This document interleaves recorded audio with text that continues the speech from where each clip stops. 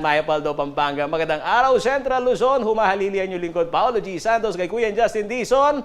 Taga rito, kasama nyo para sa CLTV 36 Balitaan. Atin to. Simulan na po natin ang mga nagbabagang mga balita dito sa Central Luzon. Hinihinalang human trafficking sa Park Airport, iniimbestigahan na sa Senado.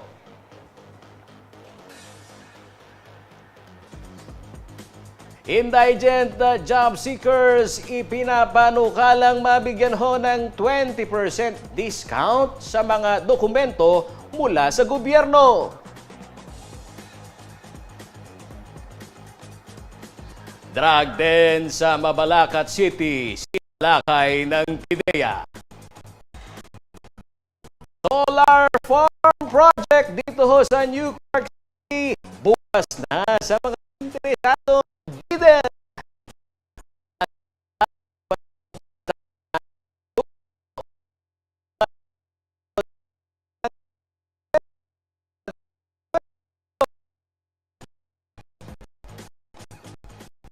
Lato natin ang ating araw ng parokyano ng Espelapco.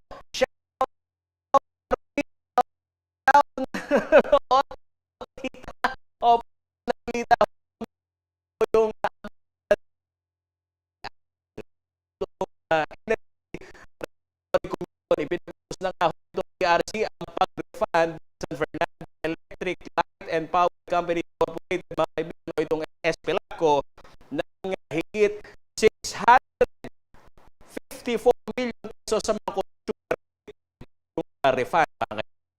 Bahagi ito naging basahon ng ERC sa kasong kinaharap ng Espelapco ng mas taas na generation charge na question naman ho ni Mayor Vilma Caluag. Pinagbabayad din ng nasa 21 million pesos na multa itong Espelapco dahil sa hindi nito pagsunod sa ilang regulasyon ho ng ERC. Isa rito mga karehiyon ang violation sa pagsingil ng mataas na generation rate kaysa sa itinakda ng ERC simula ho mga karehiyon ng taong 2014 hanggang 2022. Ayon ho sa ERC, kahit na walang pahintulot ay ipinatupad ng Espelapco ang power supply agreement sa AP Renewables Incorporated o kung tawagin ho mga karehiyon APRI. Kinwestiyon din ho ng ERC ang pagsingil ng Espelapco sa mga parokyano ho nito sa other charges na makikita ho ninyo mga kaibigan sa inyong mga electric bill. Ito hong tinatawag na line rental charges, site-specific loss adjustment at WESM charges. Samantala, kinumpirma naman ho ni Espelapco spokesperson Irwin Nucum sa CLTV 36 News na natanggap na ho nila itong resolusyon, ngunit tumanggi muna siyang magbigay ng komento habang pinag-aaralan pa umano ng management ang kanilang posisyon. Sa atas naman po nitong ERC.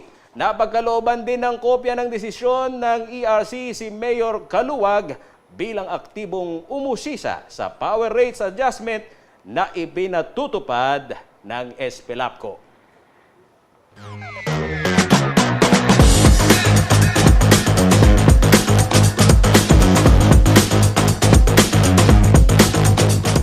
Isa pa sa mga maiinit na balitang Pampanga. Opo, tama ka, Chico Cabalen. Sinibak ho sa pwesto ang barangay captain ng San Agustin, siyudad ng San Fernando, Pampanga. Matapos mapatunayan ng ombudsman na pinasa nito ang 1 milyong pisong supplemental budget. Opo, mga kabalen, noong April 2020 sa kabila ng kawalan di umano ng approval ng sangguniang pambarangay. Nanumpa naman kay Mayor Vilma Caluag ang bagong talagang kapitan ng Barangay San Agustin na si First Kagawad June Arsiga. Narito po ang aming balita. Susundin ko ang mga batas, mga kautosang legal, at mga dekretong pinaiiral ng mga sadyang itinakda may kapangyarihan ng Republika ng Pilipinas. Ito ang bahagi ng panunumpa ni Barangay San Agustin First Kagawad June Arsiga nang abutan ng CLTV 36 News Team tanghali nitong March 13 sa opisina ni Sitio San Fernando Mayora Vilma Caluag. Ayon kay City of San Fernando DILG officer na si Jason Veran, si Arsiga ang humalilisan na sibak sa pwesto na si San Agustin Barangay Captain Regis Evaristo. Batay ito sa inilabas na desisyon ng Office of the Ombudsman noong November 2, 2022 kung saan guilty umano si Kapitan Evaristo sa kasong grave misconduct at simple dishonesty. Ayon kay Veran, bumaba lamang ang direktibang dismissal order kay Evaristo nitong nakaraang Miyerkules, March 8, 2023 sa kanilang tanggapan. Opo, bumaba po sa DILG City of San Fernando yung decision last Wednesday po.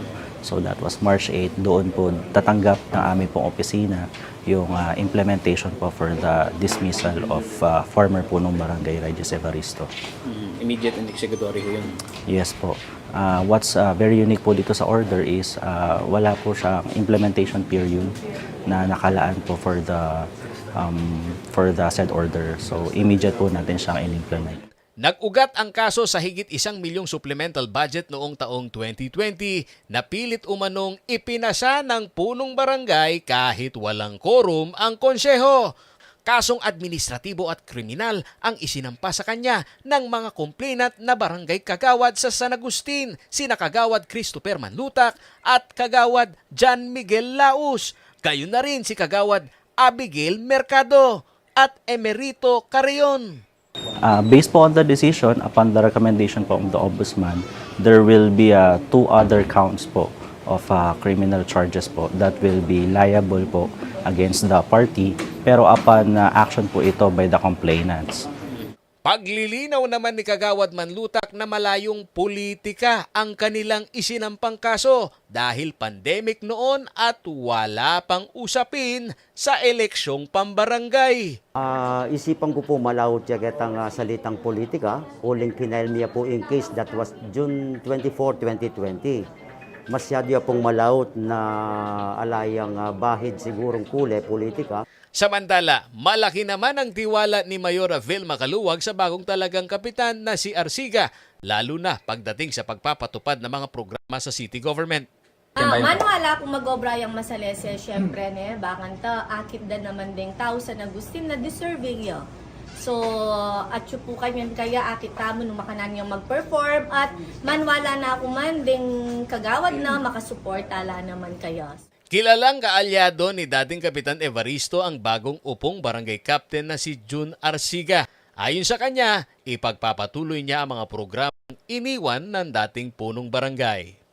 Yung aking tungkulin, gagampanin ko para sa aking mga kabarangay. Magseservisyo akong tapat at malinis sa mga kabarangay. Ang aking mga kagawad ay nandyan. Bibigay ko yung kanilang may committee sila bawat kagawad, di ba? Bibigay ko sa kanila kung anong magandang gawin sa mga committee nila, sir. Sinubukan ng CLTV 36 News na kunan ng panig si Cap Regis Evaristo, ngunit tumanggi muna itong magbigay ng pahayag.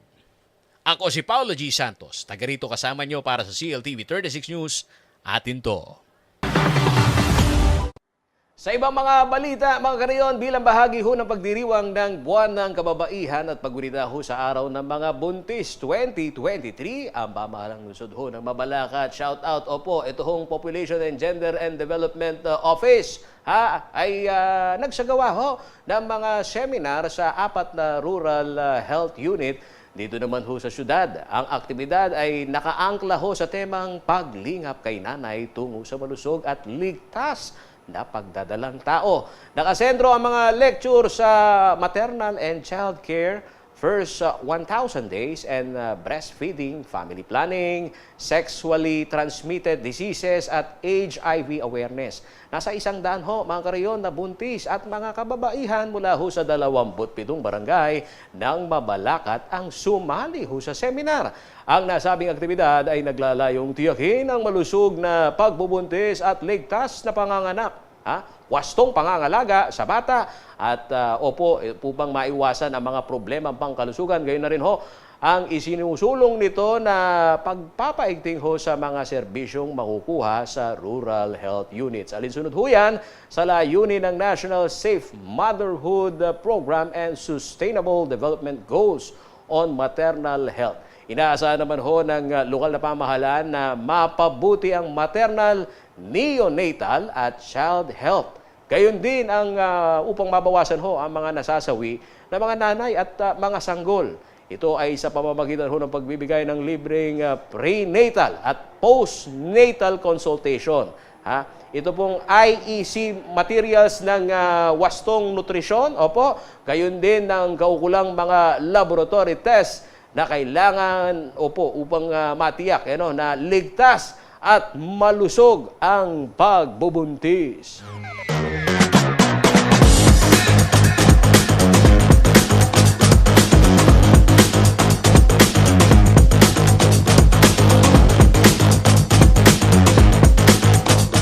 Shout out sa mga wana. Good morning sa mga magigiting po nating mga kababaihan na bumabangon ng umaga. Sa mga nanay dyan, shout out sa pagdiriwang ng International Women's Day. Magandang balita ang bumungad ho dito ho sa kung tawagin Malaya Lolas. Ang mga tinatawag ho na comfort women noong World War II. Naglabas ho kasi ng report ito hong UN Committee on the Elimination of Discrimination Against SIDO na pumapabor mga kaibigan sa kanilang panawagan na full reparation kung tawagin at opisyal na paghingi ng tawad sa kanilang mga biktima ng sexual slavery ng Japanese Army.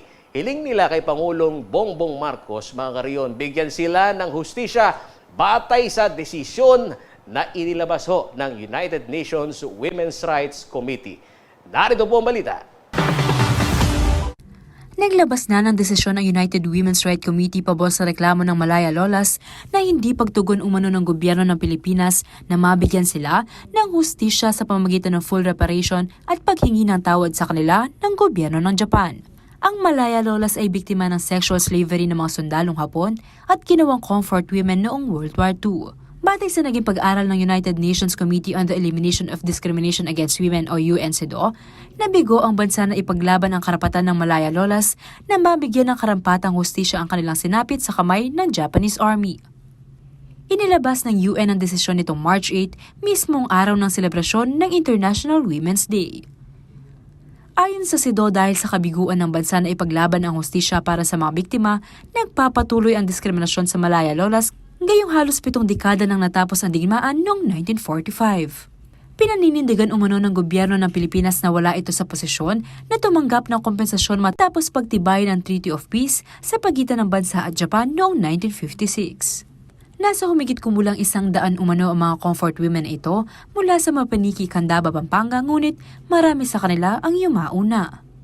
Nung pong pagsimula kami, mahigit kaming 100. Subalit, marami na pong namatay sa amin. Sa kasalukuyan po, 21 na lang kami. Bedridder pa ang iba. Hindi umano dapat ipagwalang bahala ng gobyerno ang kanilang sinapit na pang-aabuso at karahasan. Sa loob ng 1 linggo, paulit-ulit daw silang pinagsamantalahan at pinahirapan ng mga sundalong Hapon habang nasa isang mansyon sa San Ildefonso, Bulacan noong 1944. Kaya sa desisyon ng United Nations, hiniling nito sa nasyonal na pamahalaan na bigyan ng buong reparasyon kabilang ang material na kabayaran at opisyal na paghingi ng tawad para sa diskriminasyon. Nananawagan naman ang mga nabubuhay na miyembro ng Malaya Lolas sa pangunguna ni Lola Maria Kilantang at Lola Candelaria Suliman kay Pangulong Ferdinand Marcos Jr. na huwag baliwalain ang UNCIDO decision. Nananawagan po kami kay Presidente Bongbong Marcos para ipatupad na ang resolusyon ng UN. Lubos po ang aking pasasalamat. Kung kaya ako nananawagan ngayon sa oras na ito sa ating Presidente Bongbong. Kami po mga lola na pinahirapan na matagal na lumipas na. Ngayon po ay nananawagan kami, Presidente, para kayo po naman ay inihingan namin ng tulong. Matatandaan nitong Pebrero bumisita sa Japan si Pangulong Marcos Jr., ngunit hindi kasama sa kanyang naging agenda ang hustisya para sa Malaya Lolas. Samantala sa Facebook post ng Presidential Communications Office, sinabing pag-aaralan ang report ng SIDO at magsusumite ng kasagutan sa loob ng 6 na buwan. Ako si Liana Canelao, taga rito, kasama niyo para sa CLTV 36 News, atin to. Marami pa po kaming mga may init at malaking balitang Central Luzon sa aming pagbabalik.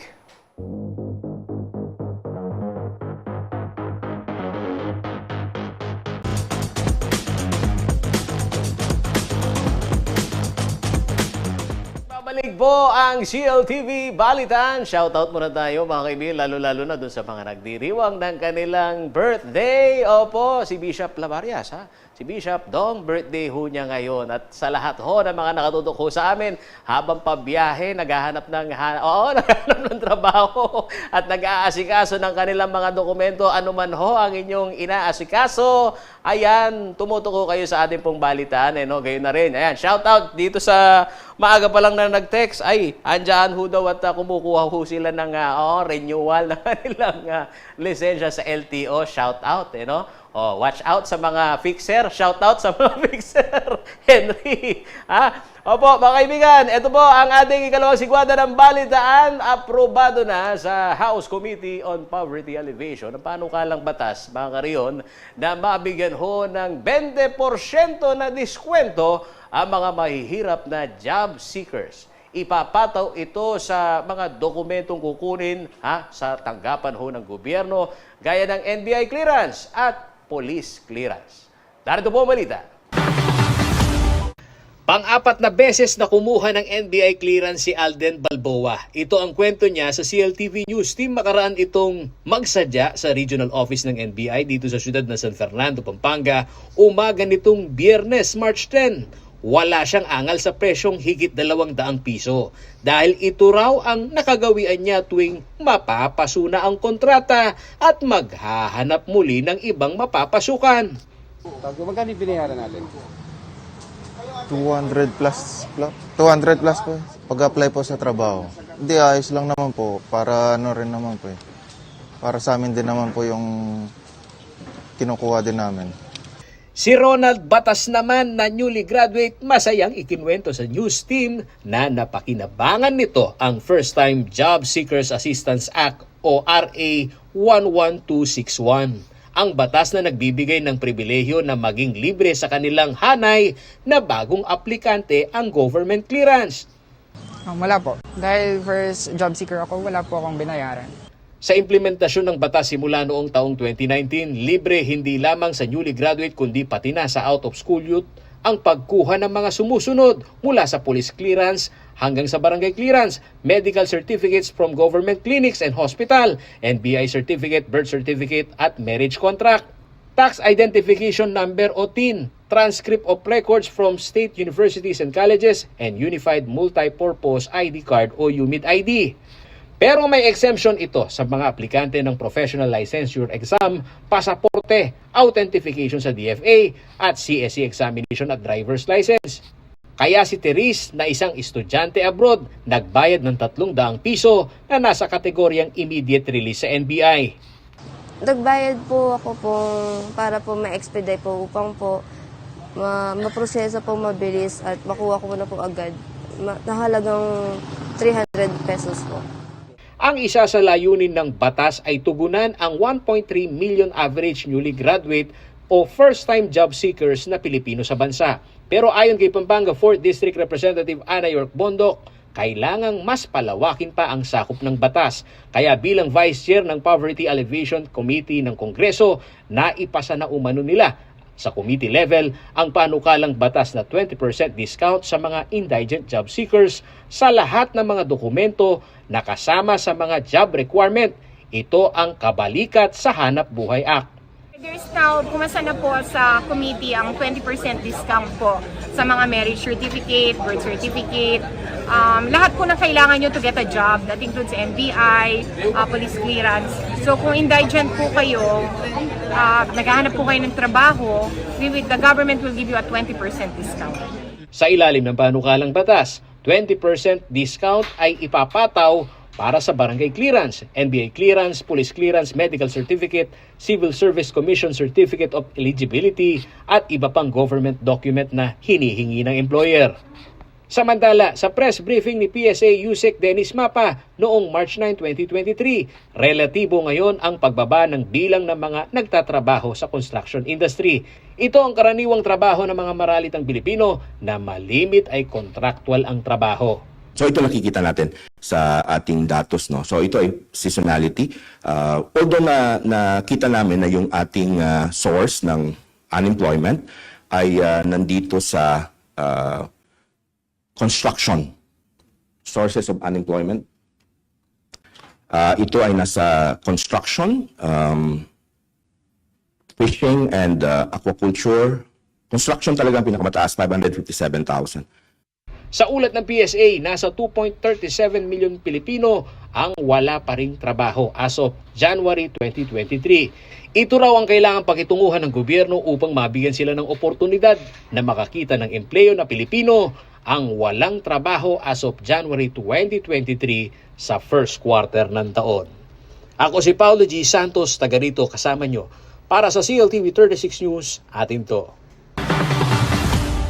Sa ibang mga malalaking balitang Central Luzon, bukas na po para sa mga interesadong bidder ang Solar Farm Project dito naman ho sa New Clark City. Iniimbitahan ng Bases Conversion and Development Authority o BCDA ang mga pribadong kumpanya na makipag-partner sa proyekto na isang solar photovoltaic power plant kung tawagin. Hindi umano bababa sa 25 megawatts ang dapat na kapasidad nito. At mayroon hong 1 billion pesos investment. Nasa 37 hektarya ang laki ho ng lugar na maaaring upahan sa loob ng 25 taon at pwedeng i-renew. Ang solar farm na ito, mga kaireyon, ay isa sa mga mahalagang proyekto ng New Clark City dahil ito ay magdaragdag ng mga pinagkukuhanan ng enerhiya ng mga locators at mas mababa ang gastos sa enerhiya habang mababawasan naman ho, mga kaibigan, yung carbon emissions. Dahil dito, hinikayat ho itong mga pribadong kumpanya na lumahok sa proyektong ito. Alinsunod na rin ho sa Green and Sustainable NCC. Ang mga nais lumahok ay mayroong hanggang April 21, 2023. 12 noon, choy-choy ha, upang isumite ang mga dokumento ng bid, eligibility requirements, and financial proposal para ho sa proyektong Solar Farm.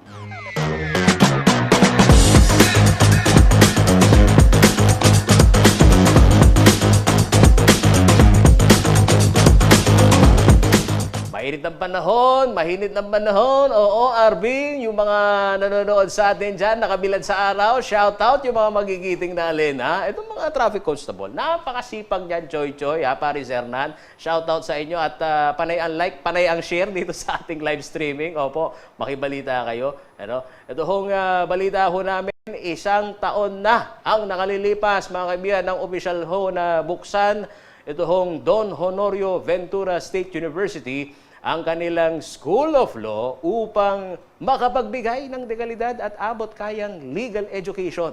Kaya naman po sa pagdiriwang ng kanilang unang anibersaryo, first anniversary, Arvin, ibinandera nila sa publiko ang matagumpay na pagtatayo ng institusyon para sa mga gustong maging abogado, anuman ang antas sa buhay.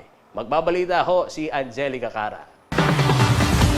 Nagkaisa ang mga mag-aaral at faculty members ng Don Honorio Ventura State University o DAVSU School of Law sa pagdiriwang ng kanilang first founding anniversary nitong 12 ng Marso. Kasabay ng pagsikat ng araw, kanilang sinalubong ang mga kalsada ng siyudad San Fernando upang magsagawa ng parada habang ipinagmamalaki ang eskwelang kanilang kinabibilangan. Ayon sa Dean ng DAVSU School of Law na si Attorney David Robert Aquino, nais nilang malaman ng publiko na sa kabila ng hirap at mabusising pag-aaral ng batas, masasaya at patuloy na nagpupursigi ang mga law students mula sa universidad. We're sharing our celebration with everyone. We want them to share in our joy and in our gratitude na at least nakapag 1 year na tayo despite all the birth pains, the challenges, the trials. Despite everything, we're here, and I think we're here to stay. And of course, syempre, to let them know na we're inviting them to join us, and yung mga gusto pa ring mag-enroll, those who are interested in becoming lawyers, Davsu School of Law is here. Ayon sa pamunuan ng Davsu School of Law, mahigit 150 kalahok ang nakiisa sa nasabing motorcade na binubuo ng mga estudyante at kanilang mga propesor na abogado at judges. Dito ay nag-alay din ng misa ang Davsu School of Law para sa kanilang Foundation Day at sinundan ng pagkapasinaya sa bagong simbolo ng kanilang institusyon na imahe ng isang toro. Sinasalamin nito nila na magiging tapat at hindi pa susupil sa tungkulin ang mga abogadong magmumula sa universidad. We found newfound strength, and sabi natin, let's take the bull by the horns. So, bull. Ang bull kasi persistent. That's why yung motto natin, we're invincible.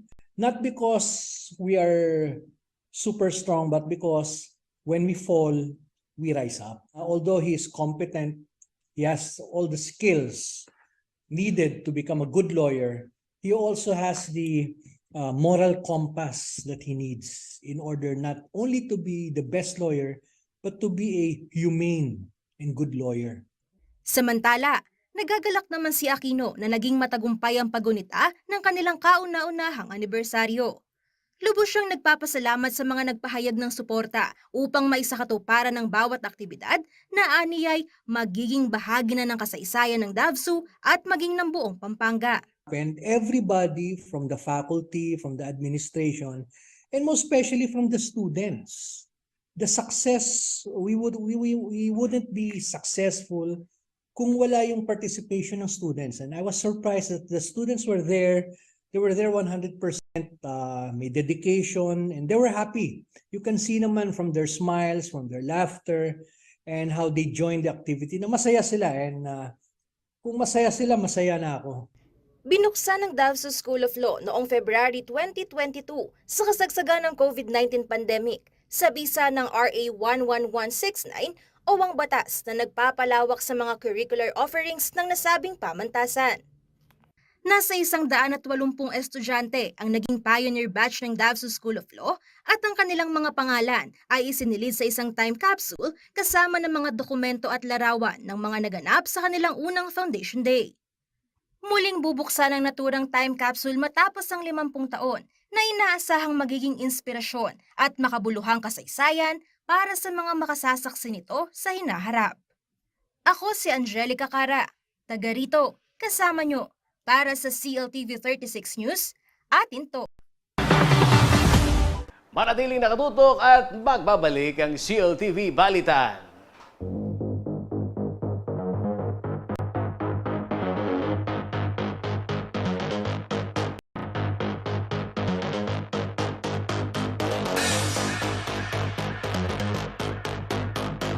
Nagbabalik po ang CLTV Balitaan. Shoutout muna tayo, Makoy, ha? Lalo-lalo na dito sa ating mga suki. Opo, mga magigiting na magsasaka. Nanonood ba sila?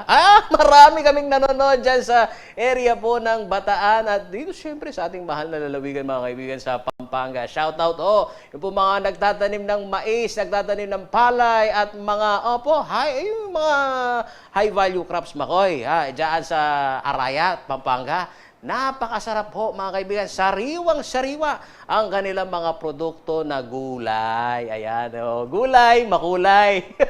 Makulay din ang buhay ng mga yan. Shoutout ho sa mga suki namin dyan. Ito pong balita namin may kaugnayan ho sa agrikultura, mga kaibigan.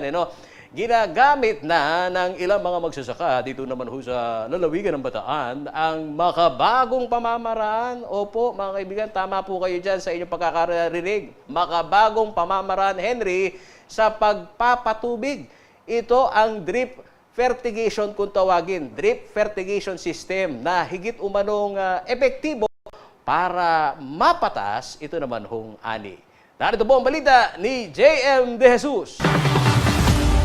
Taong 2022 na maisipan umano ng 52 years old na si Tatay Ricky Nagyat na magsimulang magtanim ng mga gulay upang gawing negosyo matapos ang matagal na panahon ng pagtatanim ng palay. Nagkataon naman na sinimulan ng ipakilala ng lokal na pamahalaan ng Bataan ang makabagong irrigation process na nakuha pa sa bansang Israel. At isa si Tatay Ricky sa 10 napili ng Provincial Agricultural Office na sumubok sa drip fertigation system.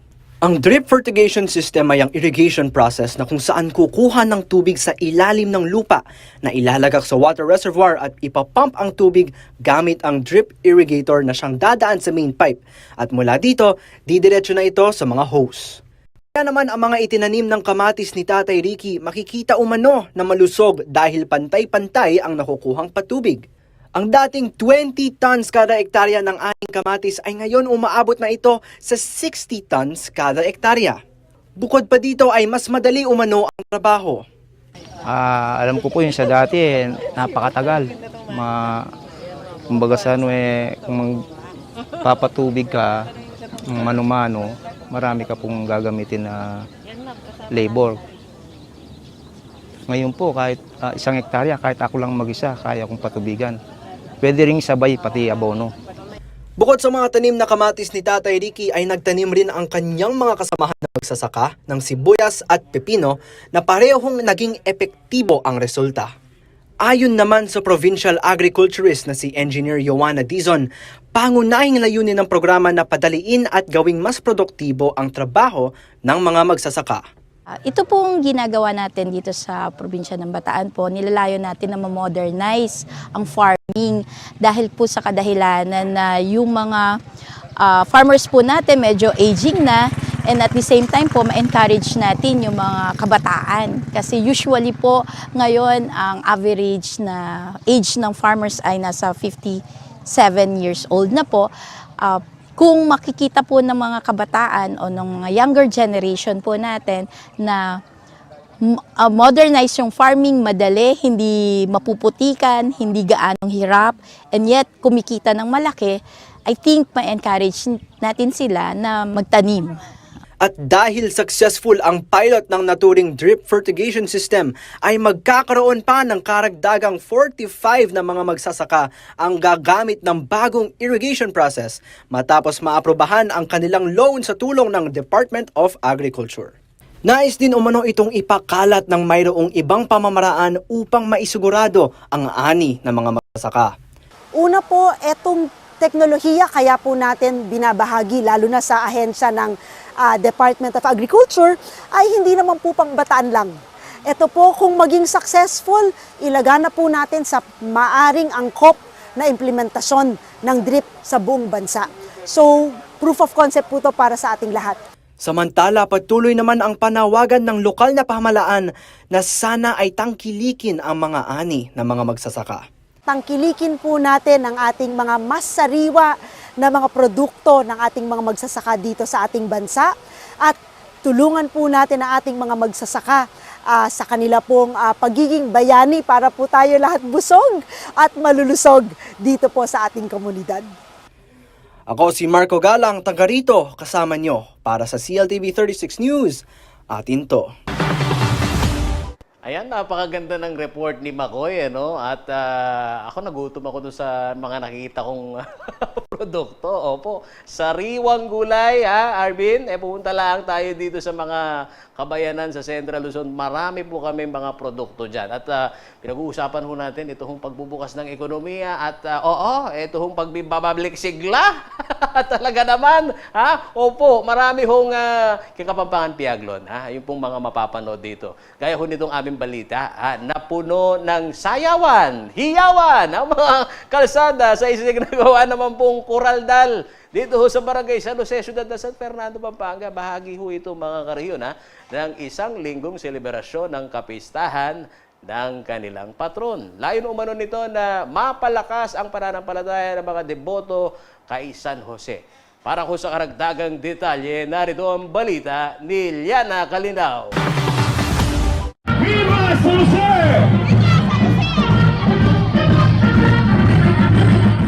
Ito ang buong pusong sigaw ng mga San Joseñan na deboto ni St. Joseph sa ginanap na kuraldal sa Barangay San Jose, Ciudad San Fernando, Pampanga nitong Sabado, March 11. Madaling araw pa lang, nagkumpulan na ang humigit kumulang 700 katao upang magbigay papuri sa patron saint ng kanilang barangay. Ayon kay Kapitan Mercy Macabali, mahabang panahon na ito ang kanilang tradisyon at sa pagluwag na rin ng restriksyon ng pandemya, napagdesisyon na nilang ibalik ang nasabing kuraldal. Minsan ang mga tao hindi na minsan pumupunta sa simbahan. Ngayon, naisip ko na kahit itong ganitong event lang, pag dumaan si Apong San Jose at yung mga tao, at least ma-feel nila na belong sila sa isa sila sa Osenian. Bagamat karaniwang isinasagawa ang kuraldal tuwing dapit hapon o gabi, mapamatanda o bata man, hindi alintana ng mga deboto ang pagising ng maaga upang makasama sa kaganapan. Isa na rito si Aling Lita Asuncion, 70 taong gulang, na bagamat iniinda ang masakit na paa at tuhod, hindi pinalampas ang pagkakataon na makapagpasalamat at makapagbigay papuri kay Apong San Jose. Talagang ako, believe ako talaga na kay St. Joseph. Halos ang iniling ko, natutupad, binibigay niya yun. Saka yung humingi ng mga bata, anak, yun, mayroon ng ganon, nabibigay naman, yun. Kasi yung sa amin, 8 years, hindi siya ni minsan. Nung nagdeboto siya na nagkuraldal, how many days lang, month, the week, nabon siya.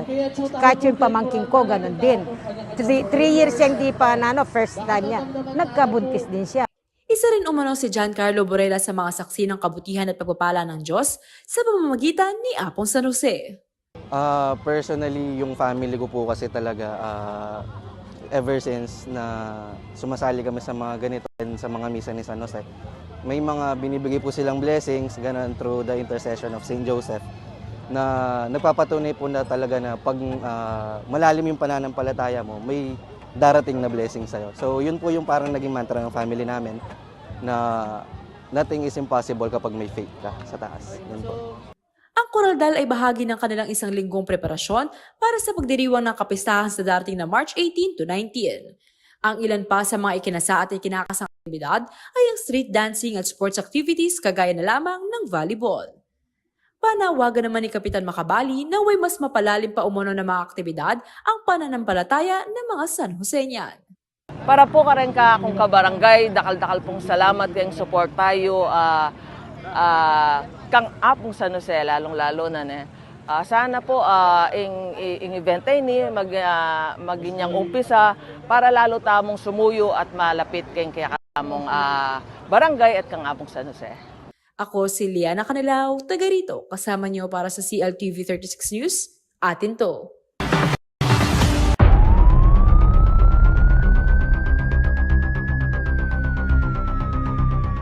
Police report naman ho tayo mga kareyon, isang drug den dito ho sa Mabalacat City ang nalansag matapos salakayin ho ng Philippine Drug Enforcement Agency o PDEA Central Luzon. Isinagawa ang entrapment operation nitong ika-11 ng Marso dito ho sa area ng Barangay Dapdap. Arestado sa operasyon ang 5 drug suspect. Kinilala ho ng PDEA Central Luzon ang mga naarestong suspect na sina J. Elced Fausto, 29 anyos, Peter Canyo, 40 anyos, at Causi Manuel, 22 anyos, Carl De Vera, at 19 anyos ho yan mga kaibigan, at si Juan Ordenisa, 43 years old. At nakuhanan ho ang mga ito ng tatlong heat shield transparent sachet na naglalaman naman ho ng mahigit kumulang 15 gramo ho na nagkakahalaga ng 103,500 pesos na sari-sari hong gamit ng droga.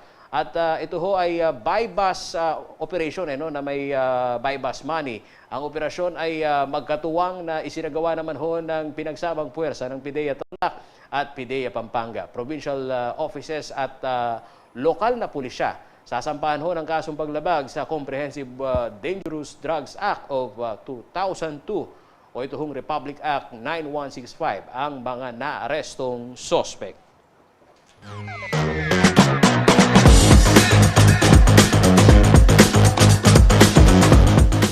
Sa iba hong mga malalaking balitang Central Luzon, isasalang umano sa Senate investigation mga kareyon ang mga hinihinalang human trafficking dito ho sa Clark International Airport. Ayon ho kay Senator Risa Hontiveros, may mga testimonya silang nakuha mula ho sa mga biktima ng trafficking na mayroon umanong empleyado sa nasabi hong paliparan, nakasabwat upang makalabas sila ng bansa. Narito po ang balita. Sa loob ng 2 taon, patuloy na iniimbestigahan ng Senate Committee on Women ang problema ng human trafficking sa bansa sa pangunguna ni Senator Risa Hontiveros. Bunsod nito natuklasan umano kung gaano kalalim at kalala ang usapin ng illegal na pagpupuslit at pagdadala ng mga Pilipino sa ibang bansa. Kalagitnaan ng imbestiga namin sa Pastilla scam, ay natuklasan din po namin ang human trafficking papuntang Syria. At sa kabila nung punong-puno ng findings at rekomendasyon at inaksyon na ng ilang mga ito sa committee report ng aming investigasyon noon, eto na nga, 2 years later, taong 2023, ay natutuklasan po natin ang human trafficking naman papuntang Myanmar at papuntang Cambodia. Ayon sa mambabatas, kailangan sumailalim sa investigasyon ng mga opisyal ng Bureau of Immigration.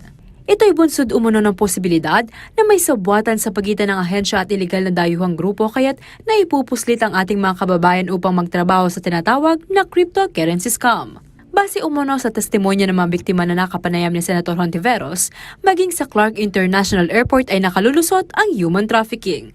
At ang nakalulungkot, hindi lang sila pinalulusot ng mga sindikatong nag-traffic sa kanila dito sa NAIA, pati daw dyan sa Clark International Airport. Nilinaw naman ni Engineer Darwin Cunana ang OIC President ng Clark International Airport Corporation o CIAC na hindi kontrolado ng kanilang tanggapan ang sistema na iiral ng Bureau of Immigration sa mga naglalabas-pasok sa bansa. Si quarantine ho. Apat yan. Human quarantine, animal, plant, at saka fish. Exactly. Tapos nadyan si OTS. Hindi ho kami iba-iba kaming kawani ng gobyerno. Yung mga human trafficking issue na po na ganyan, kung minsan, nakakalusot sila sa immigration. Hindi po namin kontrolado ang immigration. They are under the Department of Justice, si immigration.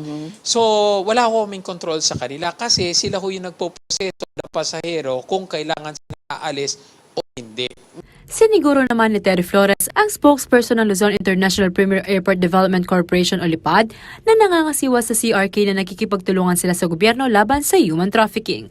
Ibinibigay umano nito ang kinakailangang impormasyon na makatutulong sa investigasyon.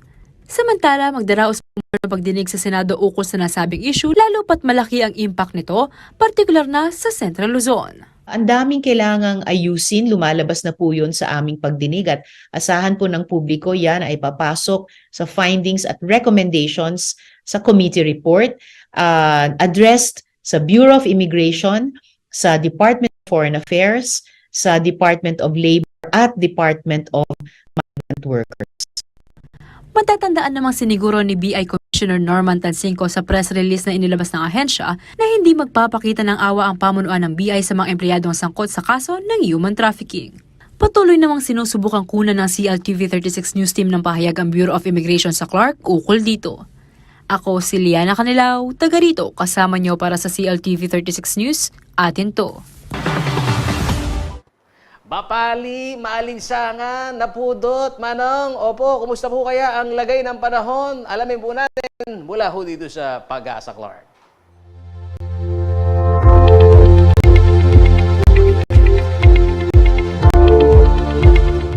Narito po ang magiging taya ng panahon sa susunod na 24 oras.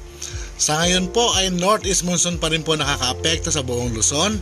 Samantala, may low pressure area pang binabantayan ng Pag-asa at ito po ay tinatayang nasa layon 340 kilometers dyan po sa may timog silangan ng Hinatuan, Surigao del Sur. Or ito po ay nasa layon 320 kilometers sa silangan, timog silangan ng Davao City. Kaya po ang mga lugar ng Mindanao magiging maulap po ang papawirin na may mga kalat-kalat na mga pag-ulan, pagkulog at pagkidlat. Ito po ay dulot ng low pressure area o LPA. Posible po ang mga flash floods dyan at saka ang landslide. Gayon din po ang Visayas ay magiging bahagyagan sa kuminsan ay magiging maulap din po ang papawirin. Meron lamang po inaasahan ng mga mahihinang mga pag-ulan o pulo-pulo mga pag-ulan, pagkulog at pagkidlat. Ito po ay dulot naman din ng LPA at ng localized thunderstorm. Ang Cagayan Valley po, Cordillera Administrative Region at Aurora, maulap po ang papawirin na may mga pag-ulan, dulot po ito ng amihan o northeast monsoon. Posible din po ang mga flash floods dyan tsaka ang landslide. Kaya pinag-iingat po natin mga kababayan dyan sa mga lugar na nabanggit. Samantala po ang Metro Manila at nalalabing bahagi pa ng Luzon, kasama na po ang Pampanga, ay medyo kaaya-aya naman po ang panahon. Bahagyagas ang kuminsan ay magiging maulap din po ang papawirin. Meron lamang po inaasahan ng mga light rains o mahihinang pag-ulan. Ito po ay dulot pa ng amihan. Ilang araw na lamang po siguro itatagal ng hanging amihan at mararanasan po natin ang dry season o tag-init. Kaya pinag-iingat po ang lahat at naghahanda na rin po. Salamat po.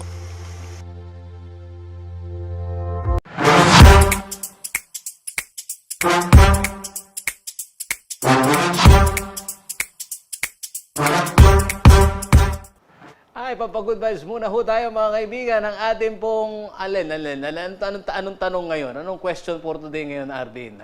Nitong ating mga kanetizen. Paborito mag-comment dyan. Ito mga suki ni Kuya Jody. Nanong paborito mong i-drawing? Aro? Nung bata ako, si Paring Henry, na magkukwentuhan mo namin kung ano-anong mga drawing sa banyo ang nakikita dito. Oh, flower daw, sabi ni Say Gatchalian. Ayan, ano ba? Vandalism naman daw yun, Henry. Cartoons, ayan. Huwag kayong mag-drawing kahit saan, Henry. Sabi ni Joel Sanchez, cartoons. Ayan. Ano ba ang paboritong i-drawing ng ating mga kanetizen? Swimming pool, minsan dagat. Kaya bedeng mamulang at tropa. Ayun, si Mitch Garcela Comila, shout out. Ano pa ba? Ano pa ba yung mga gustong share ng ating mga kareyon? O si Sernan, merong idino-drawing ito. Ay, paborito. I-drawing ni Sernan. Alam nyo, alin? Yung malinamnam. Alin? Paring Sernan, Bulalong, Batangas. Masarap po kasi yan eh. Mag-vlog na huri niya mga kareyon. At yan po ang mga balitang nakalap ng CLTV 36 Balitan. Abangan ho ninyo mamaya si Kuyang Dominic Urbano, visual artist, 3D acrylic painting on oyster shell. Ayan, malikhain po ng ating pong karehiyon na yan. Tabayaran ho ninyo yan mga karehiyon. Para ho sa karagdagan pa detalye, maaari po ninyong i-follow ang aming pong mga social media pages mula ho sa Facebook, Twitter, at TikTok. Nagti-TikTok din ho kami mga kaibigan. Ito, at CLTV36 Official at CLTV36 Official. At ito hong news namin meron din ho dyan. Kung nais po ninyong balikan naman ang mga magagandang programa ng CLTV, mga kaibigan, pwede po ninyong bisitahin ang aming YouTube channel at CLTV36 Official at ang aming pong website, www.cltv36.tv. Mapapanood din po kami, mga kaibigan, nationwide via Signal Channel 115 at sa aming pong 39 cable partners at maging sa Free TV Channel 36. Kasama ang buong pwersa ng CLTV 36 News and Current Affairs. Humahalili kay Kuya Justin Dizon, Paolo G. Santos, taga rito, kasama nyo para sa CLTV 36 Balitaan. Atin to. Maraming salamat. Ingat po.